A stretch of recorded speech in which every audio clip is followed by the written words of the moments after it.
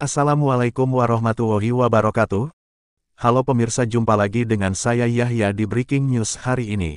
PT Tirta Fresindo Jaya adakan kegiatan konsultasi publik.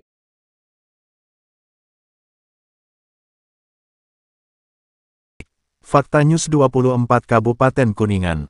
PT Tirta Fresindo Jaya yang tergabung di dalam PT Mayora Group Terbuka, adakan kegiatan konsultasi publik, Jumat tanggal 15 November tahun 2024. Acara diselenggarakan di Aula Balai Desa Bandorasa Kulon, dihadiri Kuhu Bandorasa Kulon, Kuhu Bandorasa Wetan, Ketua BPD dari Desa Bandorasa Kulon dan Bandorasa Wetan, Babinsa dan Babin Kamtipmas dari Desa Bandorasa Kulon dan Bandorasa Wetan, Ketua Karang Taruna, tokoh pemuda, tokoh masyarakat dan perwakilan warga dari kedua desa. Acara berjalan dengan lancar, disesen tanya jawab masing-masing perwakilan warga dan semua undangan diberikan kesempatan untuk menyampaikan saran dan masukan sebagai syarat di dalam tahapan pengajuan layak AMDAL dari Dinas Lingkungan Hidup Provinsi Jawa Barat. Tim Fakta News 24 Kabupaten Kuningan berhasil mewawancarai Obila Pribadi Saputra, Ketua Tim Konsultasi AMDAL, PT Tirta Fresindo Jaya mengatakan, kegiatan konsultasi publik merupakan syarat untuk mendapatkan AMDAL. Di samping itu tentunya banyak syarat lainnya yang harus ditempuh oleh perusahaan untuk bisa mendirikan pabrik dari suatu perusahaan, dan alhamdulillah perusahaan kami selalu tempuh tahapan-tahapan yang telah ditentukan tersebut demi kelancaran kita bersama.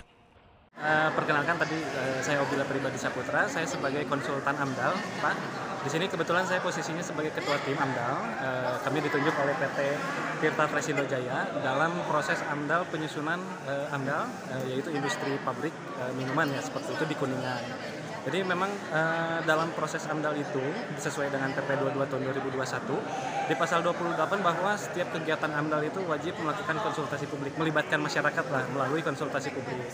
Jadi dalam hal ini pada hari ini kita telah melaksanakan konsultasi publik di mana kami mengundang beberapa masyarakat yang terkena dampak, pemerhati lingkungan, Karang Taruna, kepala desa, kecamatan dan sebagainya.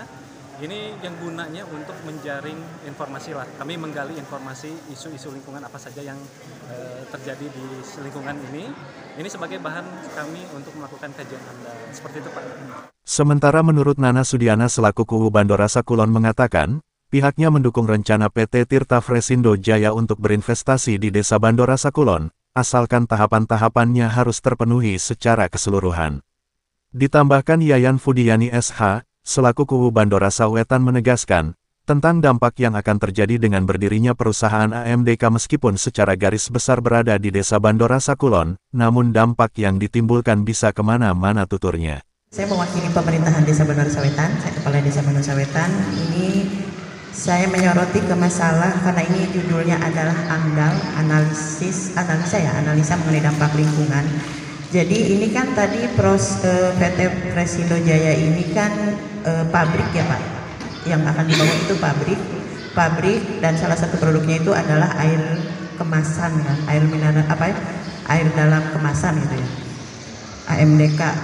Ini yang mungkin saran saya itu perlu dikaji sangat ibaratnya fokus gitu mengenai ini Pak, efek terhadap ketersediaan air bersih di lingkungan, khususnya mungkin lingkungan Bandorasa Kulon dan Wetan.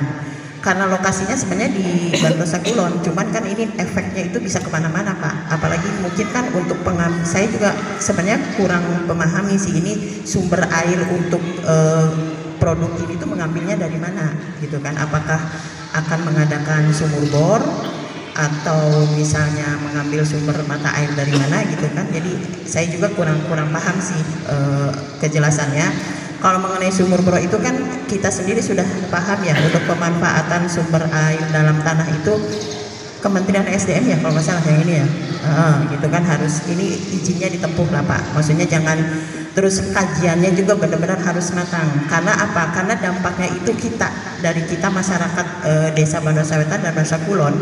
Mungkin kalau dampak lingkungan pada saat proses pembangunan itu hanya sifatnya sementara kan, kayak misalnya kemacetan. Tapi kalau misalnya sumber air bersih ini itu kan jangka panjang Pak. Jadi ini kalau misalnya efeknya seberapa besar, terus kedua itu apa sih namanya ya, antisipasinya seperti apa dari Mayora ini, dari Mayora Group ini untuk tetap menjaga apa sih namanya, konservasi air seperti itu kan.